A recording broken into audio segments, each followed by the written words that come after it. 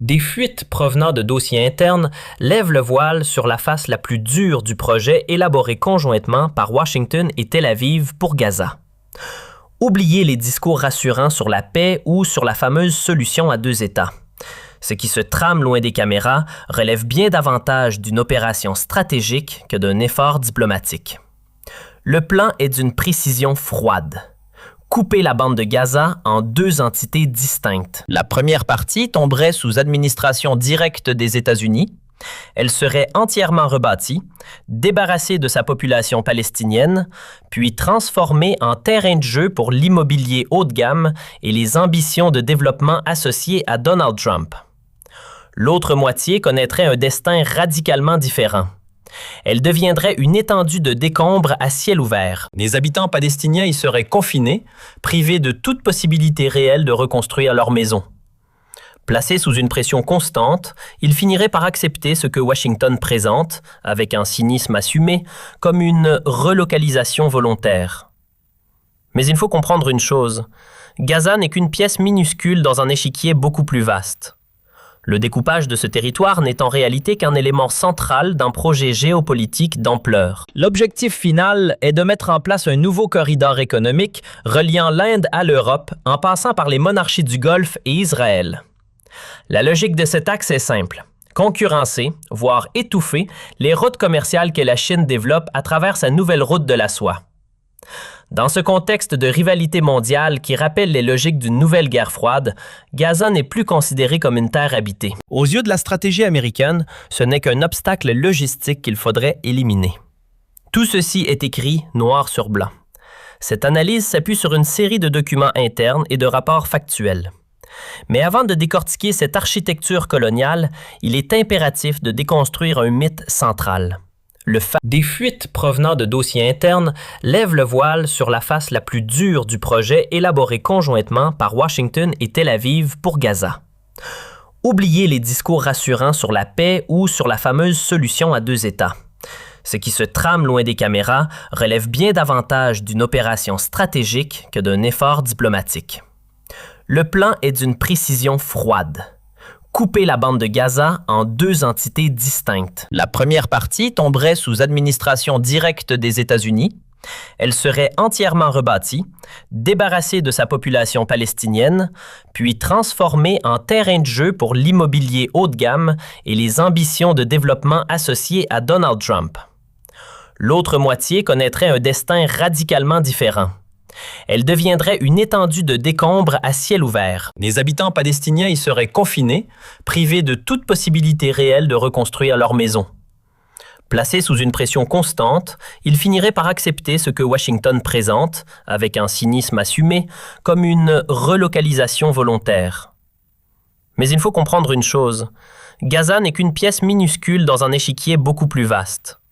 Le découpage de ce territoire n'est en réalité qu'un élément central d'un projet géopolitique d'ampleur. L'objectif final est de mettre en place un nouveau corridor économique reliant l'Inde à l'Europe en passant par les monarchies du Golfe et Israël. La logique de cet axe est simple. Concurrencer, voire étouffer, les routes commerciales que la Chine développe à travers sa nouvelle route de la soie.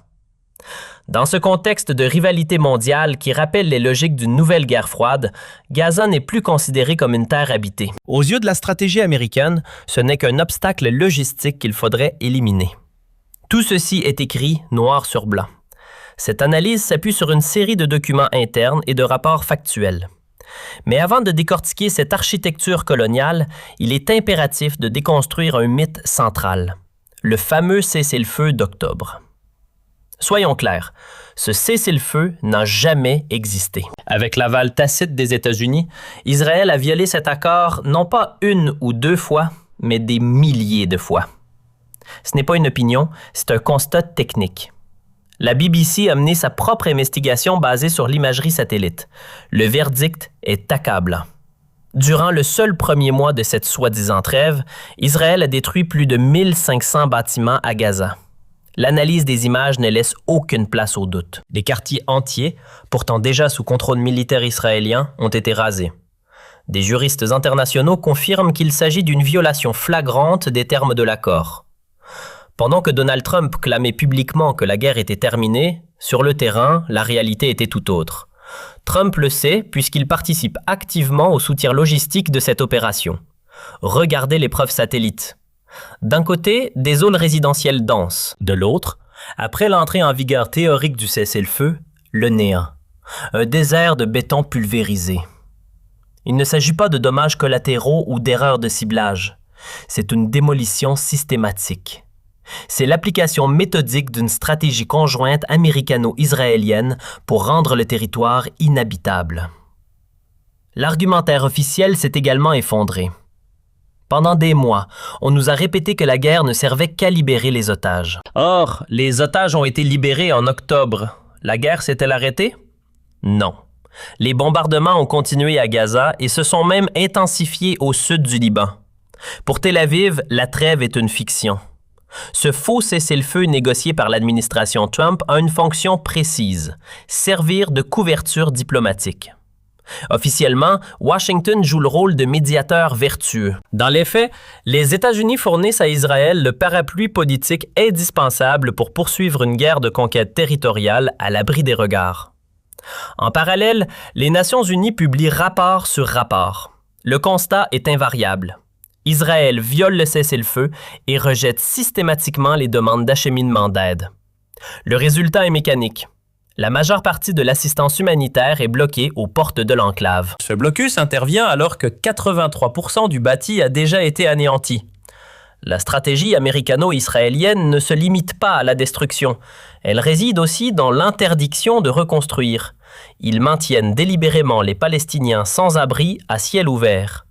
La logique est implacable, rendre les conditions de vie tellement insupportables que le départ devienne la seule option de survie. L'objectif est de pouvoir présenter cette expulsion plus tard comme un choix. Ils auront choisi de partir, laissant le champ libre à la colonisation. La situation est si flagrante que même The Economist, magazine libéral pourtant historiquement aligné sur les interventions militaires occidentales, a dû inventer un terme pour décrire la situation. Le cessez-le-feu zombie. Une trêve morte-vivante, vidée de sa substance, qui ne sert plus qu'à maquiller une occupation violente aux yeux du monde. Dès lors, quelle est la finalité réelle de ce simulacre diplomatique? Que cherche à dissimuler l'administration Trump derrière cet écran de fumée? Donald Trump a vendu la mèche il y a quelques mois lors d'une réception avec Benjamin Netanyahou.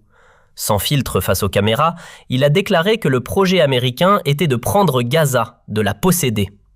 Sa rhétorique n'était pas politique, elle était immobilière. Il a affirmé en substance « Les États-Unis vont prendre le contrôle et nous ferons du bon travail. Gaza est un emplacement phénoménal en bord de mer.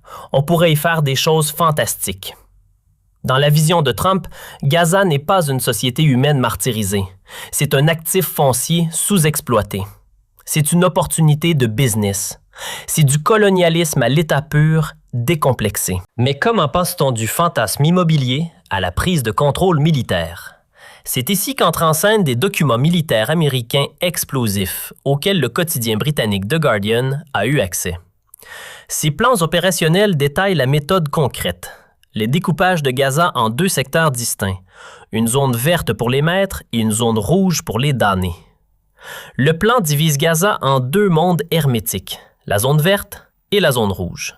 La zone verte serait placée sous le contrôle exclusif des États-Unis, d'Israël et de leurs alliés occidentaux. C'est cette portion qui est destinée à la reconstruction, à la modernisation et aux investissements internationaux. Sa caractéristique principale, elle serait quasiment vidée de toute présence palestinienne. À l'opposé, la zone rouge. C'est là que serait parquée l'immense majorité de la population, condamnée à survivre au milieu des ruines sans aucune perspective réelle de reconstruction. Alors que l'armée israélienne a déjà anéanti 83% du bâti, ces détails ne sont pas des spéculations. Ils proviennent directement des documents de planification militaire consultés par The Guardian. Le journal a même publié la carte de ce découpage. La stratégie est celle d'une colonisation progressive. On sécurise et on aseptise la zone verte pour les investisseurs, tandis que la zone rouge devient une prison à ciel ouvert réduite à la moitié du territoire initial. Concrètement, l'espace se resserre autour du peuple palestinien. Gaza était déjà l'un des territoires les plus densément peuplés au monde. Avec cette amputation territoriale, la densité humaine va atteindre un point de rupture, imposant des conditions de vie inimaginables. Des familles qui avaient un toit dorment aujourd'hui sous des tentes sur les gravats de leurs propres maisons pulvérisées par les bombes américaines et israéliennes. Mais qui va gérer cette enclave coloniale? Pour administrer la fameuse zone verte, le plan Trump prévoit la création d'une Force internationale de stabilisation, ISF. Sous couvert de multilatéralisme, Washington organise en réalité la sous-traitance de l'occupation. Les documents du Pentagone sont explicites. Le sale boulot de la gestion quotidienne doit être délégué aux États vassaux européens. Sont cités des soldats britanniques, allemands, néerlandais, italiens et français. La Jordanie, allié clé de Washington dans la région, a également proposé ses troupes de police pour sécuriser cette colonie américaine. Le choix des mots est révélateur. Zone verte. Cette terminologie renvoie directement à l'invasion de l'Irak en 2003. Après avoir renversé le gouvernement et démantelé l'État irakien, les forces d'occupation américaines s'étaient retranchées dans la Green Zone au cœur de Bagdad.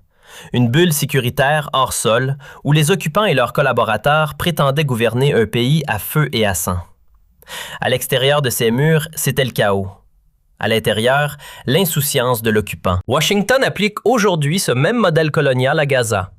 Une citadelle pour les intérêts occidentaux, entourée d'un océan de misère que l'on tente d'ignorer. La mécanique est en place. Une zone verte sécurisée pour les intérêts américains et tout autour, une zone rouge livrée au chaos. Mais le plan ne s'arrête pas à la ségrégation. Un document explosif révélé par le Washington Post détaille l'étape suivante. La relocalisation volontaire. L'objectif stratégique est limpide. Vider le territoire. La création de la zone verte n'est que la tête de pont de la colonisation. La suite logique, c'est l'expulsion progressive des Palestiniens de la zone rouge jusqu'à ce que Washington et Tel Aviv contrôlent la totalité de la bande de Gaza. Pour opérer ce transfert de population, les États-Unis et Israël ont créé une structure sur mesure. La Gaza Humanitarian Foundation. Ne vous fiez pas à son nom. Officiellement humanitaire, cette fondation a pour but précis de contourner les Nations Unies, jugées trop indépendantes. C'est un instrument colonial sous contrôle direct de Washington, conçu pour gérer l'aide comme une arme de pression. L'architecte intellectuel de ce plan est le célèbre cabinet de conseil Boston Consulting Group. Et c'est ici que les masques tombent. Ce choix n'a rien d'un hasard. Qui a commencé sa carrière au Boston Consulting Group? Benjamin Netanyahou. Il faut rappeler qui est réellement le premier ministre israélien. Netanyahou a grandi aux États-Unis. Il a possédé la nationalité américaine. Il a fait ses études au MIT, non pas en sciences politiques, mais en business. À sa sortie du MIT, il a été recruté par le Boston Consulting Group, où il a travaillé aux côtés de Mitt Romney, figure du Parti républicain. Depuis l'âge adulte, Netanyahou est un pur produit de l'élite économique américaine. Il est immergé dans ses réseaux, ami intime de Donald Trump depuis des décennies. C'est dans ce contexte incestueux qu'il faut lire le plan piloté par le Boston Consulting Group pour l'administration Trump. Ce projet porte un nom, le Great Trust Gaza Reconstruction Economic Acceleration and Transformation. Le sous-titre du rapport résume à lui seul toute l'idéologie du projet, d'un proxy iranien démoli à un allié abrahamique prospère. Pour vendre ce concept, le rapport est illustré d'images générées par intelligence artificielle. On y voit une utopie futuriste aseptisée, totalement déconnectée de la réalité sanglante du terrain. Une hallucination technologique plaquée sur un champ de ruines. Ce plan révèle la véritable ambition de l'Empire américain. Faire de Gaza un avant-poste colonial pour verrouiller l'Asie occidentale. Le document l'énonce sans détour. Ce projet est une brique essentielle d'une architecture beaucoup plus vaste baptisée IMEC, India, Middle East, Europe Corridor. Retenez bien cet acronyme.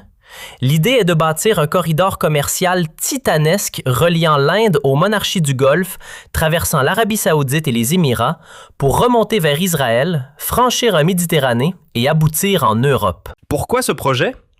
Parce que l'IMEC est l'arme conçue par Washington pour contrer les nouvelles routes de la soie chinoise, la Belt and Road Initiative. Le programme chinois redessine le commerce mondial en connectant l'Asie, l'Afrique et l'Amérique latine, contournant de fait la puissance américaine. Washington vit cette initiative comme une menace mortelle. La crête de la Maison-Blanche, c'est l'émergence d'un monde post-américain, où les États-Unis ne seraient plus la première économie mondiale et où les flux commerciaux échapperaient à leur contrôle. La stratégie impériale est donc limpide. Il faut coloniser Gaza et, par extension, la Palestine historique pour faire d'Israël le nœud vital de ce corridor Inde-Europe. L'objectif est de disposer d'une infrastructure critique, totalement sécurisée par l'Empire pour garder la main sur le Moyen-Orient. C'est pour cette raison que le plan de l'administration Trump insiste lourdement sur le concept de tutelle multilatérale dirigée par les États-Unis. Ne vous y trompez pas. Multilatéral n'est qu'un élément de langage. En réalité, Washington s'appuie sur ses régimes clients, Israël, l'Arabie saoudite, les Émirats, qui agissent comme de simples relais régionaux. Il ne s'agit pas de coopération, mais de soumission aux intérêts stratégiques américains face à la Chine. Le cœur du réacteur, c'est le profit. Le plan affiche la couleur sans aucune pudeur. L'objectif est de déclencher un tsunami d'investissements privés. L'administration Trump a horreur du mot « aide ». Ce qu'ils veulent, c'est de la rentabilité. Les chiffres du document sont ceux d'un braquage financier. Pour 100 milliards de dollars investis, ils promettent un retour de 385 milliards sur 10 ans. Détail du butin, 324 milliards d'actifs, 37 milliards de recettes fiscales et 24 milliards de revenus directs. Mais le jackpot est ailleurs. Le texte promet à l'industrie américaine l'accès exclusif à un trésor de guerre. 1300 milliards de dollars de minerais de terres rares situés dans la région du Golfe. Nous sommes face à une opération coloniale pure et dure, copie conforme de celle du 19e siècle. C'est un Sykes-Picot 2.0. De la même manière que la conférence de Berlin en 1884 a découpé l'Afrique, ou que les accords Sykes-Picot ont partagé le Moyen-Orient entre la France et la Grande-Bretagne, ce plan organise le partage des ressources régionales au profit de l'Empire américain. Pour vendre ce projet, le document utilise un prétexte commode. Gaza est qualifié d'avant-poste iranien. Cette rhétorique ne résiste pas à l'analyse, mais elle est utile. Elle permet de maquiller une opération de colonisation d'un peuple autochtone en une fausse opération de sécurité nationale contre Téhéran. Le plan est obsédé par la géographie. Il note que Gaza se situe au carrefour des anciennes routes maritimes et terrestres, celles qui reliaient l'Inde, l'Arabie et l'Europe. Les auteurs veulent capturer cet héritage historique pour construire une architecture pro-américaine. La vision pour 2035 est celle d'une intégration totale sous tutelle américaine. L'Arabie saoudite devient la mine à ciel ouvert des Américains pour les terres rares. Les Émirats deviennent le hub financier mondial. Israël est consolidé comme la forteresse technologique et militaire. Et Gaza? Gaza doit être transformé en hub méditerranéen pour l'industrie et les données, financé par l'argent du Golfe, mais piloté par Washington. L'indécence du projet atteint son paroxysme lorsqu'on découvre la liste des méga-projets imaginés pour remplacer les ruines de Gaza. Les auteurs du plan ont déjà baptisé ces infrastructures du nom de leur commanditaire, comme un partage de butin entre amis. On y trouve la Gaza Trump Riviera, une succession de complexes touristiques de luxe que la famille Trump serait chargée de développer pour en tirer des profits massifs. D'autres zones portent déjà les noms des dirigeants du Golfe, en hommage à Mohammed Ben Salman pour l'Arabie saoudite et Mohammed Ben Zayed pour les Émirats. Le plus révélateur est sans doute la création planifiée d'une Elon Musk Smart Manufacturing Zone, une zone industrielle portant le nom du milliardaire américain. Ce détail trahit la véritable place réservée aux Palestiniens dans ce nouvel ordre. Le projet ne vise pas seulement à vider le territoire via une migration forcée. Pour ceux qui resteraient, le plan prévoit un rôle précis, celui d'une main-d'œuvre docile et bon marché. L'indécence du projet atteint son paroxysme lorsqu'on découvre la liste des méga-projets imaginés pour remplacer les ruines de Gaza. Les auteurs du plan ont déjà baptisé ces infrastructures du nom de leur commanditaire, comme un partage de butin entre amis. On y trouve la Gaza Trump Riviera, une succession de complexes touristiques de luxe que la famille Trump serait chargée de développer pour en tirer des profits massifs. D'autres zones portent déjà les noms des dirigeants du Golfe, en hommage à Mohammed Ben Salman pour l'Arabie saoudite et Mohammed Ben Zayed pour les Émirats. Le plus révélateur est sans doute la création planifiée d'une Elon Musk Smart Manufacturing Zone, une zone industrielle portant le nom du milliardaire américain. Ce détail trahit la véritable place réservée aux Palestiniens dans ce nouvel ordre. Le projet ne vise pas seulement à vider le territoire via une migration forcée. Pour ceux qui resteraient, le plan prévoit un rôle précis, celui d'une main-d'œuvre docile et bon marché. L'utilisation de la blockchain et de la tokenisation ne sert qu'à donner un vernis de modernité à une spoliation archaïque. L'autre versant de ce plan, c'est la fameuse relocalisation volontaire. Là encore, la méthode est un copier-coller des heures les plus sombres de l'histoire américaine. De la même manière que l'Empire américain a éradiqué les peuples autochtones en Amérique du Nord en détruisant leurs villages, en brisant leurs structures sociales et en les déplaçant de force, il s'agit aujourd'hui de contraindre les habitants de Gaza à l'exil après avoir méthodiquement rasé leur habitat. Les documents révèlent l'offre grotesque qui serait faite aux Gazaouis. Une relocalisation dans des pays tiers, accompagnée d'un chèque de 5 000 $ par personne. C'est le prix fixé par Washington pour acheter le départ d'un Palestinien et l'abandon de sa terre ancestrale. 5 000 $ à l'échelle d'un projet qui ambitionne de générer 385 milliards de dollars de retour sur investissement pour les capitaux occidentaux. On ne parle même plus de miettes, mais d'une insulte calculée. Le contraste économique est d'une obscénité absolue. D'un côté, une machinerie coloniale conçue pour gaver de milliards des multinationales et des promoteurs immobiliers privés. De l'autre, une aumône de 5 000 $ jetée à des familles dont les maisons ont été pulvérisées, qui survivent dans des tentes de fortune, privées de nourriture et d'eau, enfermées dans une prison à ciel ouvert dont les murs se rapprochent chaque jour. Dans un tel contexte de dénuement et de terreur militaire, parler de relocalisation volontaire est une escroquerie intellectuelle. Il ne s'agit en aucun cas d'un choix libre ou d'une migration décidée sereinement. C'est une expulsion organisée sous la contrainte, un nettoyage par le vide à peine dissimulé derrière une compensation financière dérisoire pour se donner bonne conscience. Le processus est clair. On détruit leur foyer, on les affame, on les entasse dans des camps insalubres, puis on leur tend 5 000 $ pour qu'ils disparaissent. Et une fois la Terre libérée de sa population gênante, les promoteurs pourront enfin lancer les chantiers des Resorts Trump, des zones industrielles Elon Musk et des méga-projets financés par les pétrodollars. Voici donc la réalité brute du plan Great Trust, conçu dans les bureaux de l'administration Trump et exposé par les fuites médiatiques. Pendant que ces stratégies de prédation économique sont peaufinées à Washington, une question demeure. Qui orchestre la diplomatie? Qui joue le rôle de médiateur officiel entre la Maison-Blanche et Tel Aviv? La réponse est Jared Kushner, le gendre de Donald Trump. C'est lui qui mène les discussions avec Benjamin Netanyahou. Les médias occidentaux continuent de nous expliquer, avec beaucoup de sérieux, qu'ils travaillent sur un plan de paix ou un cessez-le-feu. En réalité, ils ne négocient pas la paix. Ils négocient les modalités techniques de la colonisation de Gaza au profit des fonds d'investissement américains. L'aveu est venu de sa propre bouche, sans filtre.